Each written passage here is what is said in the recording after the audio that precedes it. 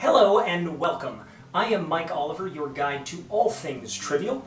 Today we will be exploring 15 idiom origins, and believe me, they come from some weird places. Let's go. Number 1, to yank one's chain, meaning to fool someone, usually in a playful manner.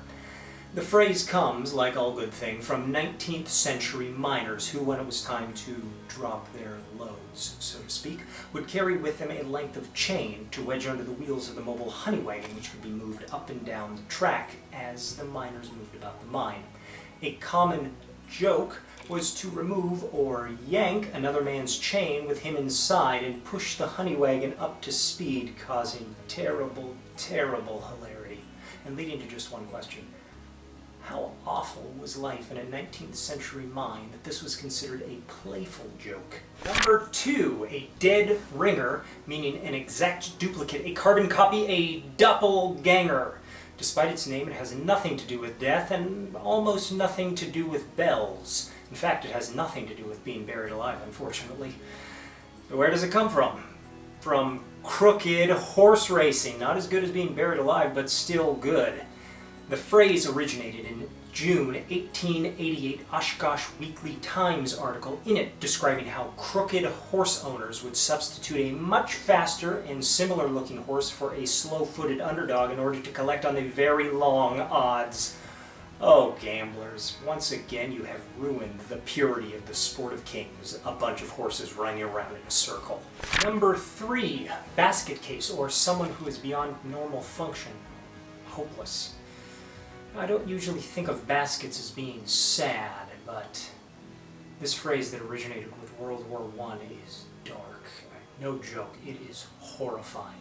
In 1919, the U.S. Surgeon General of the Army had to issue a bulletin denying the existence of basket cases in U.S. hospitals, or soldiers who had lost all 4 limbs in the field of battle and thus had to be carried around in baskets every day in order to get around. There is no joke that can accompany something like that. I mean, if the U.S. is having to deny something on that scale, I don't want to use that phrase anymore. Number 4, close but no cigar, meaning to almost achieve victory but not quite. I think we can all relate to that. Can you, 1990s Buffalo Bills? You can?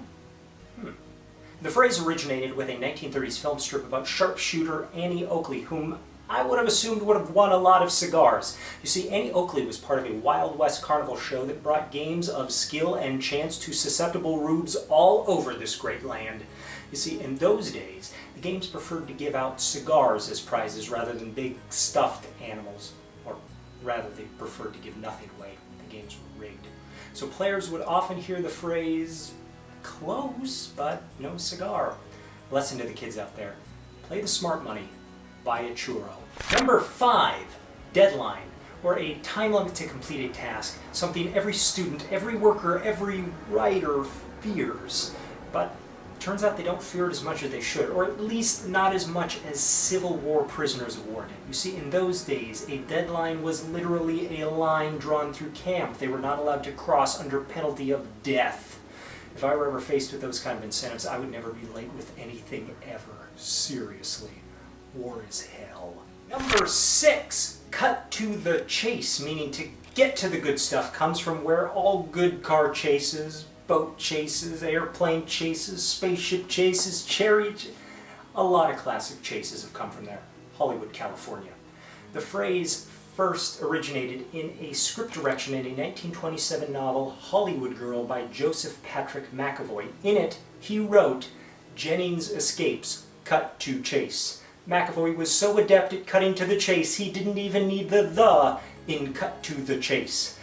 That's good writing. Number 7, to rain cats and dogs, meaning to deluge or rain a lot.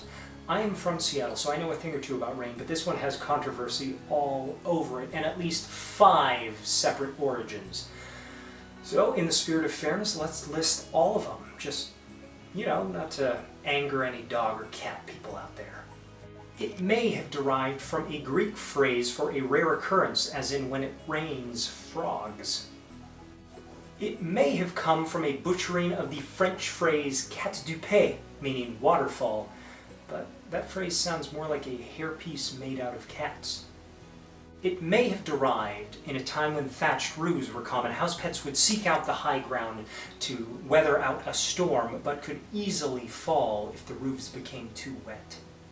It may have derived from a mythological belief that cats were thought responsible for the rains and dogs the winds, so don't be getting those two together. Or, and this is what I have always been taught, it may have come from 18th century London, whose poor drainage often led to flooding after a rainstorm, causing many cats and dogs to drown. Yay. Although I suppose Georgian London would have been filled with a lot more rats than stray dogs, but no one would use the phrase raining rats. That would just be icky. Number 8. The cold shoulder, meaning to give someone the snub, first appeared in 1816 in Sir Walter Scott's novel The Antiquary, although he didn't write cold, C-O-L-D, he wrote called, C-A-U-L-D, because the Brits are nutty that way. And despite what the internet may say, the cold shoulder has nothing to do with a shoulder of mutton, of turkey, or any other kind of creature. To give someone the cold shoulder derived from the physical act of turning one's back on someone. The act is much less passive-aggressive than serving someone cold leftovers. It's much more aggressive and mean. So, don't visit Sir Walter Scott.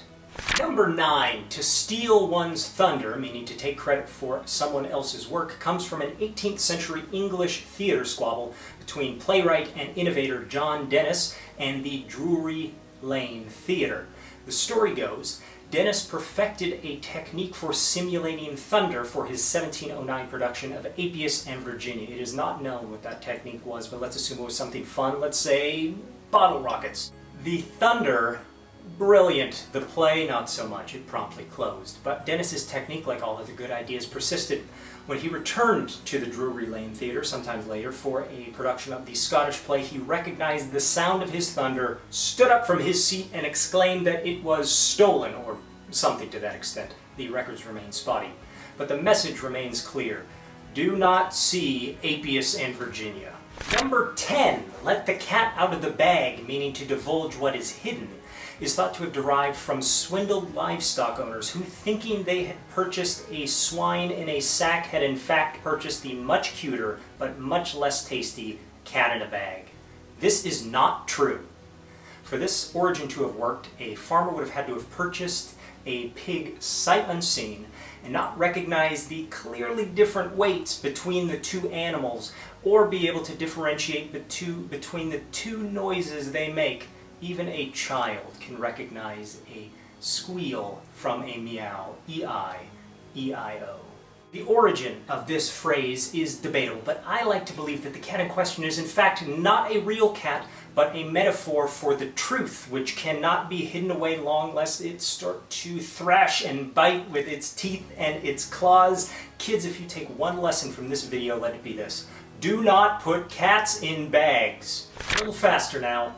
5 more quick ones. Number 11, by the skin of one's teeth, meaning a close call, comes from the Geneva Bible's 1560 translation of the Book of Job. It is thought to be referring to the closeness of the teeth to the gums, not to some kind of tooth skin, which if it were a medical condition to befall anyone, would probably befall poor Job.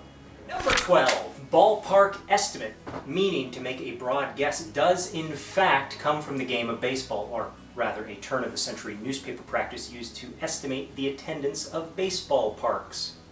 Number 13, to kick the bucket, meaning to die, is thought to derive from the wooden harness called the bucket, used to hoist up an animal for slaughter. As the deed was being done, the animal would quite rightly thrash or kick the bucket. Are all the animal ones going to be awful? Oh, they are? Okay. Number 14, to bite the bullet, meaning to face something unpleasant, comes from early surgical practices. Before the development of modern anesthesia, all a field doctor could offer a patient experiencing too much pain was a slug of whiskey and a piece of ammunition to bite down on. Number 15, to fly off the handle, meaning to lose control, derives from the violent and dangerous situation when an axe head separates from its handle mid-swing. It was first used in print by C. Thomas Howell in his 1834 novel Sam Slick in England. It was not pretty. The accent, not the novel. I'm sure the book was lovely. Thanks for watching. Don't forget to check back in for more lists and keep on searching, my knowledge pioneers. Thanks.